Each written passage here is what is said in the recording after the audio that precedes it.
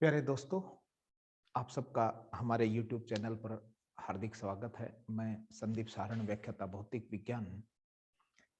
हमारे online education के उद्देश्य को आगे बढ़ाते हुए आपके समक्ष एक नए टॉपिक के साथ प्रस्तुत हुआ हूँ। एक नई ऊर्जा के साथ आपको नया टॉपिक समझाने की कोशिश करूंगा। आज जो हमारा हमने पिछले टॉपिकों में पढ़ा था कि गोलीय पृष्ठों के लिए किस प्रकार अपवर्तन का सूत्र बनता है, और वो हमने, आपको ध्यान हो तो, अपवर्तन का सूत्र हमने जो बनाया था N2 upon V minus N1 upon U is equal to N2 minus N1 upon R, ये बना था एक पृष्ठ को लेके। यहाँ हम आप देख रहे होंगे, ये देखने में आपको उत्तल लेंस लगता है भी उत्तल लेंस, लेकिन यहाँ दो पृष्ठ हैं। हमें पता है कि पतले लेंस हो या मोटे लेंस हो, दोनों के दोनों लेंस दो अपवर्तक पृष्ठों से बने होते हैं। एक अपवर्तक पृष्ठ है एक्स P1 x डैश और दूसरा अपवर्तक पृष्ठ है एक्स P2 x डैश।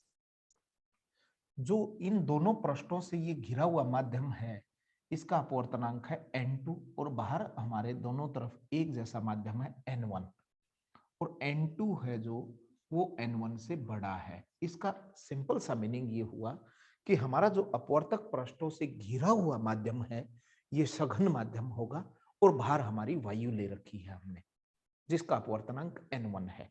तो इसके लिए हम जो लेंस निर्माता सूत्र बनाने की कोशिश करेंगे, इस सूत्र का हम प्रयोग करेंगे। इसको मैं अभी मिटा नहीं रहा, मैं इसको एक रेफरेंस के तौर पे आपको समझाने की कोशिश करूंगा। मैं इसको यहाँ लिख देता हूं ताकि N2 upon V minus N1 upon U is equal to N2 minus N1 upon R, ये एक रेफरेंस के तौर पे हम यूज करेंगे। यहां अगर आप ध्यान से देखें तो दो अपवर्तक पृष्ठ है एक्स P1 x डैश और एक्स P2 x डैश। हम इस बिंदु O पर वस्तु मान के चलते हैं, जो बिंदु के आकार की मुख्य अक्ष पर उपस्थित है। यहां से एक प्रकाश की किरण चलेगी और वो इस प्रथम पृष्ठ पर कहीं ना कहीं टकराएगी। आप देखें, यहां माध्यम हमारी वायु है और ये हमारा दूसरा माध्यम है, कांच मान सकते हैं इसको। तो जब प्रकाश की किरण विरल माध्यम से सघन माध्यम में प्रवेश करेगी तो अपने पथ से विचलित हो जाएगी। अगर इसको देखो, अगर यह माध्यम परिवर्तन नहीं होता तो ये इस दिशा में जाती, इस तरीके से ये आगे की तरफ बढ़ती, लेकिन अब इसको विचलित होना पड़ेगा। विचलित होना पड़ेगा तो अब विरल माध्यम से सघन माध्यम में जब प्रवेश करती है तो ये अभिलंब की ओर मुड़ती है। तो हम ऐसा मान के चले कि दूसरा पृष्ठ यहाँ पर है नहीं, केवल और केवल प्रथम पृष्ठ की हम कल्पना करें यहाँ पे, यानी एक्स P1 x डैश। इसको बढ़ाओगे तो इस तरह का गोला बनेगा आपका, इस तरह का गोला बनेगा। तो इस पृष्ठ का जो आपका वक्रता केंद्र है वो C1 मान लिया हमने, और वक्रता केंद्र से इस बिंदु पर अभिलंब डाल देंगे। हमने ये एक अभिलंब डाल दिया, यहां से एक अभिलंब डाला। जैसे ये अभिलंब डाला तो ये प्रकाश की किरण अभिलंब की ओर मुड़ेगी, तो ये इस दिशा में आगे की ओर बढ़ेगी। अगर आप इसको ध्यान से देखें, इसको ध्यान से देखें, इस प्रकाश की किरण को, अगर ये दूसरा पृष्ठ हम अनुपस्थित मान लें तो ये प्रकाश की किरण कहां जाके मिलेगी? ये प्रकाश की किरण इसको, मुख्य अक्ष को यहां काटेगी, और जिस बिंदु पर काटे वहां इसकी इमेज बनेगी I1। I1 इसलिए नाम कहा है मैंने क्योंकि ये पहले पृष्ठ के कारण प्रतिबिंब है। हम पहले इतने भाग को पढ़ने की कोशिश करेंगे। तो यहां लेता हूं मैं चित्र से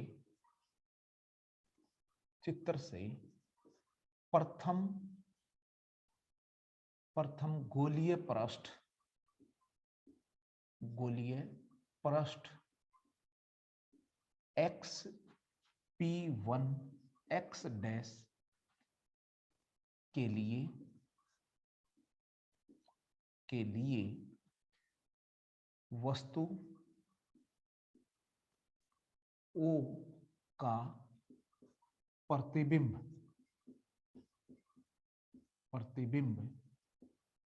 I1 पर प्राप्त होगा। I1 पर प्राप्त होगा। गोलीय पृष्ठ के अपवर्तन के सूत्र से तो हम यहां लिख सकते हैं अपवर्तन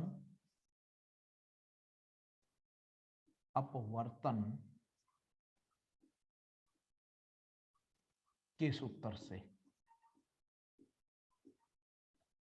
से अब देखिए हम चिन्ह परिपाटी लेते हैं। यहाँ चिन्ह परिपाटी का मतलब है कि यहां से इस ये वस्तु है, इस पहले पृष्ठ के लिए, दूसरे पृष्ठ को आप भूल जाइए, तो ये वस्तु है U और इसका जो प्रतिबिंब बना हुआ है वो बना हुआ है I1 और I1 क्या हो जाएगा V और इसके लिए C1 जो है ये है वक्रता त्रिज्या R1 नाम दे दिया V1। हमने ये चिन्ह परिपाटी प्रयोग की। सूत्र आपको याद है, सूत्र कौन सा है? N2 बटे V माइनस N1 बटे U बराबर है N2 माइनस N1 बटे R। ये वाला सूत्र हम प्रयोग करेंगे। N2 N1 क्या है ये ध्यान रखना है, बहुत इंपॉर्टेंट चीज मैं आपको बताने जा रहा हूं कि N2 बटे V का मतलब है कि जो माध्यम में वस्तु कौन से माध्यम में है, वस्तु यहाँ देखिए N1 माध्यम में, तो वस्तु के ऊपर हमने जो माध्यम लेना वो N1 लेना है। तो सूत्र क्या बनेगा हमारा N2 बटे प्रतिबिंब कहां बना है V1 पे माइनस N1 बटे वस्तु इसी माध्यम में U N2 माइनस N1 बटे ये है R1। ये समीकरण 1 बनेगा हमारा। ध्यान रखना है यहां जो प्रकाश की किरण गई है यहां ऐसे लिख सकते हो N2 बड़ा है N1 से, यानी प्रकाश की किरण N1 माध्यम से N2 माध्यम में प्रवेश करती है तो अपवर्तन के पश्चात इसका जो प्रतिबिंब है वो I1 पे बना है। कब? जब दूसरा पृष्ठ नहीं है। लेकिन अगर ध्यान दें इस बिंदु का नाम K रखो, इसका M मान रख सकते हैं, लेकिन अगर दूसरा पृष्ठ है जो दिखाई दे रहा है हमें X P2 X डैश, तो इस पृष्ठ के ऊपर M बिंदु पर पुनः अपवर्तन की घटना होगी, परंतु पृष्ठ X P2 X डैश पर बिंदु M से पुनः अपवर्तन होगा।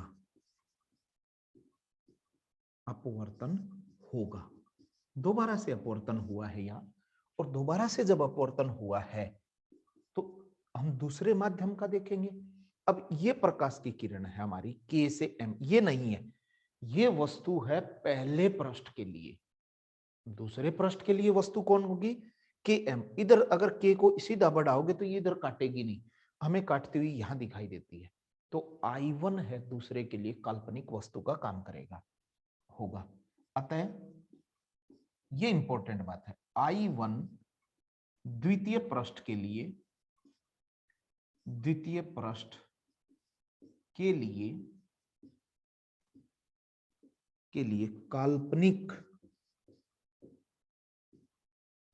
काल्पनिक वस्तु को बिंब भी कहते हैं, वस्तु का कार्य करेगा तथा अपवर्तन के पश्चात अंतिम प्रतिबिंब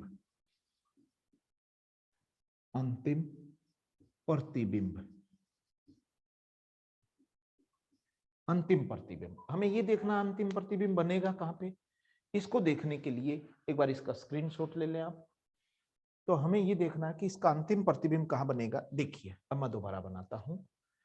अब इस बिंदु पे M बिंदु पे क्या हुआ, आपका अपवर्तन पुनः हुआ है, और अपवर्तन हुआ है, ये सघन माध्यम है, वापिस विरल माध्यम में प्रकाश की किरण गई है, और सघन माध्यम से जब विरल माध्यम में प्रवेश करेगी तो अभिलंब से दूर हटेगी। तो M बिंदु पर अभिलंब कहां से डालेंगे? अब इस पृष्ठ को देखिए X P2 X डैश, इसको घुमाओगे तो ऐसे गोला बनेगा, ऐसे गोला बनेगा, तो इसका वक्रता केंद्र इधर होगा, ये C2 नाम दे दिया हमने। C2 का मतलब है द्वितीय पृष्ठ का वक्रता केंद्र। यहां से हम अभिलंब डालेंगे M बिंदु के ऊपर। ये M बिंदु के ऊपर मैंने अभिलंब ऐसे डाल दिया, ये अभिलंब डाल दिया। अब देखिए ये प्रकाश की किरण ऐसे जा रही है, इससे दूर हटना है तो इधर मुड़ जाएगी ये, और अंतिम प्रतिबिंब आपका I पर मिलेगा।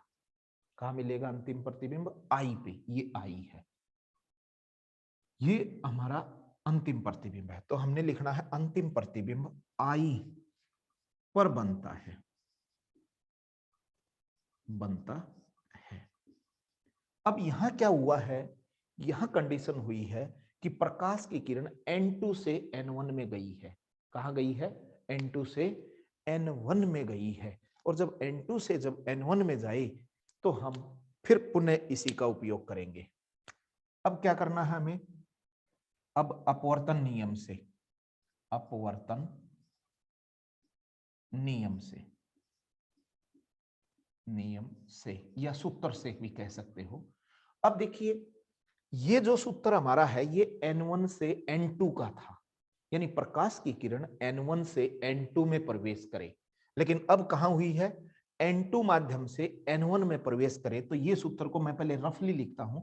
जहां जहां N2 आया है वहां क्या आ जाएगा? N1 आ जाएगा। तो यहां N2 आया है तो यहां क्या हो जाएगा? N1 बटे हुए V। V क्या है? यहां प्रतिबिंब। अब ध्यान देना, मैं चिन्ह परिपाटी का दोबारा प्रयोग करता हूं। अंतिम प्रतिबिंब ये बना है इससे, तो मैं यहां नीचे दर्शा देता हूं। यहां से ये अंतिम प्रतिबिंब की दूरी है, ये हो जाएगी आपकी V। इस दूसरे से C2 है ये, इसकी जो दूरी होगी वो होगी R2, क्योंकि वक्रता त्रिज्या R2 है। लेकिन इस दूसरे के लिए वस्तु का काम कौन करेगा? वस्तु का काम I1 करेगा, जो V1 ही है। तो N2 बटे प्रतिबिंब कितने पे हो गया? V पे, माइनस N1 की जगह पे क्या आ गया? N2, क्योंकि N1 और N2 रिप्लेस करने, ये बात ध्यान रखना है, क्योंकि यहां प्रकाश की किरण N2 से N1 में गई है। और वस्तु की दूरी, अब दूसरे पृष्ठ के लिए वस्तु का काम कौन करेगा? I1, और I1 की वैल्यू है V1। और यहां भी क्या हो जाएगा? N1 माइनस N2, और वक्रता त्रिज्या है इसकी R2। ये समीकरण 2 हो जाएगा। मैं एक बार फिर दोहराता हूं इस बात को कि ये जो सूत्र है हमारा, ये तब है प्रथम पृष्ठ के लिए जब प्रकाश की किरण N1 माध्यम से N2 माध्यम में प्रवेश करती है।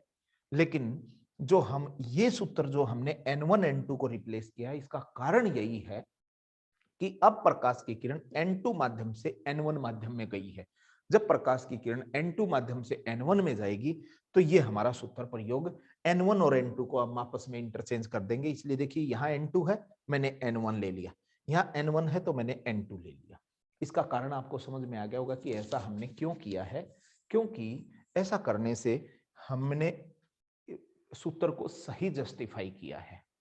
अब मैं इसको हटा देता हूं, इसका रोल खत्म कर दिया मैंने। चित्र भी समझ में आया होगा। मैंने पहले अकेले प्रथम पृष्ठ के लिए समझाया, फिर मैंने दूसरे पृष्ठ के लिए, और ये कंबाइंड फॉर्म है। अब क्या करना आपको? समीकरण 1 और 2 को जोड़ देंगे परिणामी मान के लिए। समीकरण 1 व 2 को 2 का योग करने पर, का योग करने पर जब इन दोनों को आप जोड़ेंगे तो क्या बन जाएगा? देखिए, इसका बायां पक्ष इसके बाएं पक्ष में, इसका दायां पक्ष इसके दाएं पक्ष में। इसका बायां पक्ष का ये भाग देखिए N2 बटे V1, और इसका भाग देखेंगे तो N2 बटे V1। एक प्लस में है एक माइनस में है, जब योग करेंगे तो ये कैंसिल हो जाएंगे दोनों। तो बचेगा क्या? N1 बटे V माइनस N1 बटे U। अब दाएं पक्ष में आ जाइए, ये भाग हो गया N2 माइनस N1 बटे R1 प्लस के, और ये हो गया N1 माइनस N2 बटे हुए R2। अब अगर यहां से ध्यान से देखें, N2 माइनस N1, ये N1 माइनस N2, अगर मैं इसको कॉमन लेना चाहूं तो कैसे बन जाएगा? ये यहां से कॉमन तो आ गया N1, और ये बच गया 1 बटा V माइनस 1 बटा U।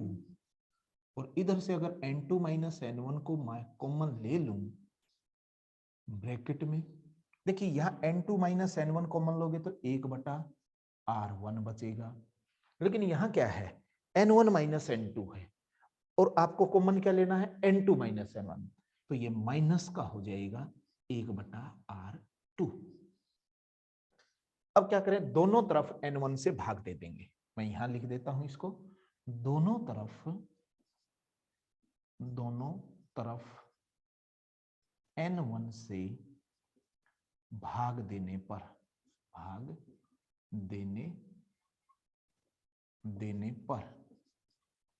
जब आप n1 से भाग देंगे तो इधर तो n1 से n1 कट जाएगा, तो क्या पार्ट बचेगा 1/v घटा 1/u बराबर है। और इसको भाग देना, चाहे इसको दे लो चाहे इसको, एक को देना होता है, तो n2 minus n1/v, n1 bracket में आ जाएगा 1/r1 माइनस 1/r2, ऐसे बन जाएगा। अलग अलग कर सकते हैं इस चीज को, और अलग अलग करोगे तो ये बन गया 1/v माइनस 1/u। n2 को n1 से भाग दो तो n2/n1 माइनस का 1 ब्रैकेट में 1/r1 माइनस 1/r2। ये आपका जो अंतिम सूत्र बना है इसको बोलते हैं लेंस निर्माता सूत्र। यह क्या है, यह लेंस निर्माता सूत्र है, निर्माता सूत्र है, इसको बोलते हैं लेंस निर्माता सूत्र। इसका स्क्रीनशॉट ले लें, फिर इसकी मैं थोड़ी सी और चर्चा करता हूं। एक बार इसका आप स्क्रीनशॉट ले लें ताकि आपको और अच्छे से समझाने की कोशिश करूंगा मैं।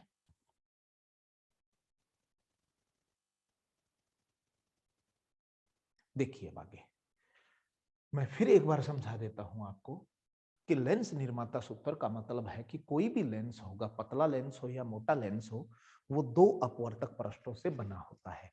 यहां भी हम देख रहे थे x p1 x डैश, एक पृष्ठ तो ये है और दूसरा पृष्ठ ये है। ये वस्तु है, पहले पृष्ठ से अपवर्तन हुआ तो इसने प्रतिबिंब I1 बनाया, और ये I1 पर प्रतिबिंब दूसरे पृष्ठ के लिए काल्पनिक वस्तु का काम करेगा और अंतिम प्रतिबिंब I पर बनेगा।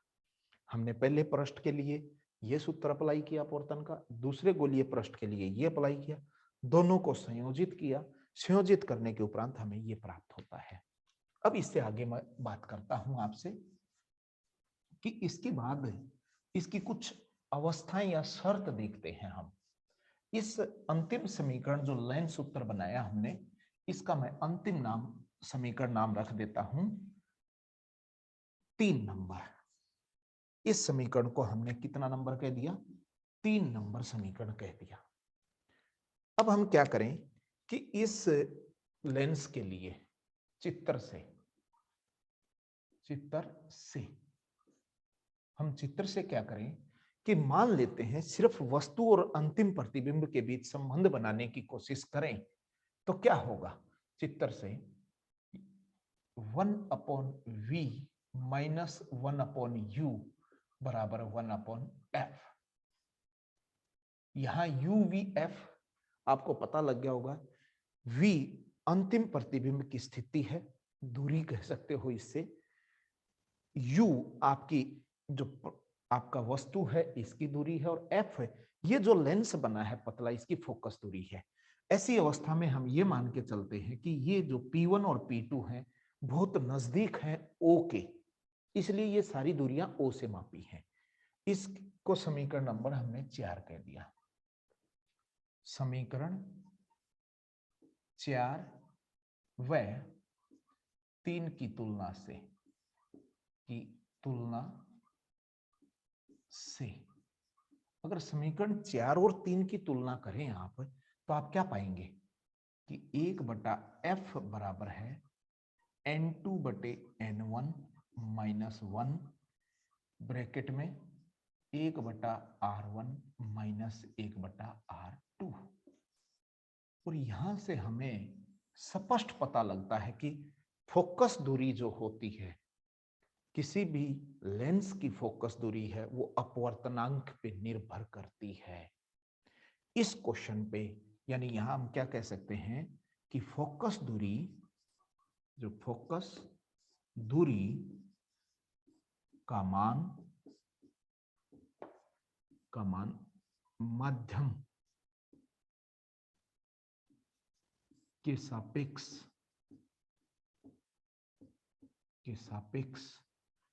अपवर्तनांक के मान पर निर्भर करती है।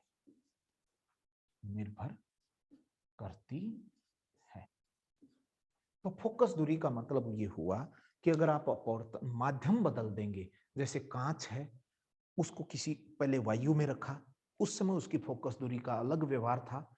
अगर उसी कांच को आप पानी के अंदर रख देंगे तो उसके फोकस दूरी का व्यवहार अलग हो जाएगा, यानी फोकस दूरी का मान है वो भिन्न हो जाएगा। इससे यह स्पष्ट होता है कि जो फोकस दूरी है हमारी, वो खुद किस पे निर्भर कर रही है। आप देख पाएंगे कि फोकस दूरी खुद अपवर्तनांकों के मान पर निर्भर करती है। यानी आप माध्यम, उस एक निश्चित दर्प लेंस को अगर आप माध्यम परिवर्तन में रख देंगे तो उसके कारण आप पाएंगे कि उसकी फोकस दूरी के मान में परिवर्तन हो जाएगा। एक उदाहरण के लिए देखिए, मैं एक जस्ट कॉमन बात बताना चाहता हूं आपको। नंबर 1 कॉमन बात है ये, यदि N2 और N1 का मान बराबर हो जाए, सोच के देखो, N2 और N1 का मान बराबर होने का मतलब क्या हुआ कि आपने जो लेंस लिया है या कांच जो लिया है, उसको एक ऐसे माध्यम में रख दिया जाए जिसका अपवर्तनांक इस लेंस के अपवर्तनांक के बराबर हो, तो क्या हो जाएगा? 1/f बराबर है 1 - 1 इंटू 1/r1 माइनस 1/r2। यदि ऐसे लिख लो समझने के लिए, तो क्या बन जाएगा? 1 में से 1 गया 0, और f की वैल्यू क्या होगी? इन्फिनिटी। f की वैल्यू इन्फिनिटी होने का मतलब क्या हुआ कि फोकस दूरी अनंत हुई है, और फोकस दूरी अनंत का मतलब जब उस लेंस को उस द्रव में रख देंगे तो आपको दिखाई देना बंद हो जाएगा। तो इस तरह की बातें ध्यान रखनी है। अगर मान लीजिए उल्टा करके देखिए कि आपका, मैं ये जो बात बता रहा हूं बहुत अच्छी है। नंबर 1, N2 का मान है वो N1 से छोटा हो जाए। यदि N2 का मान N1 से छोटा हो जाए तो आप नोट करके देखें इस सूत्र से क्या बन जाएगा? 1/f बराबर है N2 माइनस N1 बटे N1 ब्रैकेट में 1/r1 माइनस 1/r2, ऐसा बनेगा फॉर्मूला। अब क्या कह रहा है? N1 बड़ा है N2 से, तो ये वैल्यू क्या होगी? f की वैल्यू ऋणात्मक आएगी। f की वैल्यू कैसी आ जाएगी? ऋणात्मक। क्या मतलब निकलते हैं इसके? इसके दो मतलब निकलते हैं। मैं यहां समझाने की बात बताऊंगा आपको कि f के मान ऋणात्मक आ जाए तो क्या असर पड़ेगा। तो मुख्य रूप से जो असर पड़ेगा, यदि f, यहां समझाने की कोशिश करता हूं, f का मान नेगेटिव है, तो यदि आपने उत्तल लेंस लिया है, उत्तल लेंस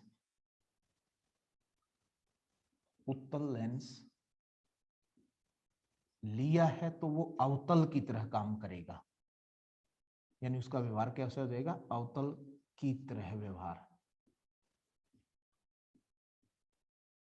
अगर आपने अवतल लेंस लिया है तो उसका व्यवहार कैसा हो जाएगा? उत्तल की तरह व्यवहार हो जाएगा। देखो कितनी इंपॉर्टेंट बात है ये, कि अगर आपके जो माध्यम लिए हैं, जैसे ये उत्तल लेंस है, सपोज करो ये उत्तल लेंस है, बाहर वायु थी, वायु की जगह ऐसा माध्यम ले लिया जाए बाहर है जिसका अपवर्तनांक इससे ज्यादा हो, तो ये उत्तल लेंस कैसा काम करेगा? अब अवतल की तरह काम करेगा। अगर ये अवतल लेंस होता और बाहर का माध्यम का अपवर्तनांक इससे ज्यादा हो जाता तो अवतल होता तो उत्तल की तरह व्यवहार करता।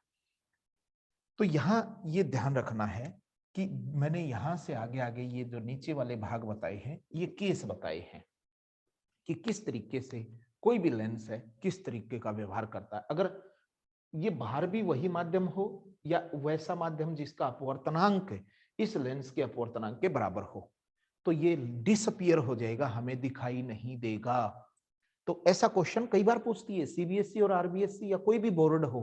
इस तरह का क्वेश्चन सामान्य है कि एक कांच है जिसका अपवर्तनांक 1.5 दिया हुआ है, अगर इसको ऐसे माध्यम में डुबो दिया जाए जिसका अपवर्तनांक 1.5 ही हो, तो लेंस क्या होगा, डिसअपियर, दिखाई नहीं देगा। या ऐसे पूछ लेते हैं 1.5 अपवर्तनांक के लेंस को किस माध्यम में डुबोया जाए कि यह हमें दिखाई ना दे, तो उस माध्यम का अपवर्तनांक भी 1.5 होगा।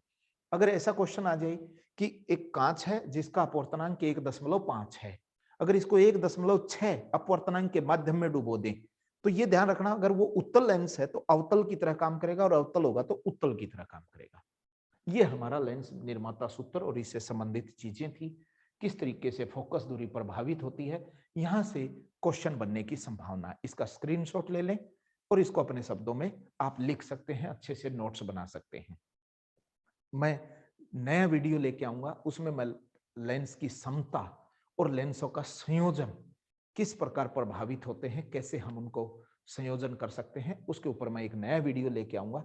तब तक के लिए मैं आपसे विदाई चाहता हूं। अगर आपको हमारा ये YouTube चैनल अच्छा लगा और ये टॉपिक अच्छा समझ में आया तो इसको ज्यादा से ज्यादा बच्चों को शेयर करें।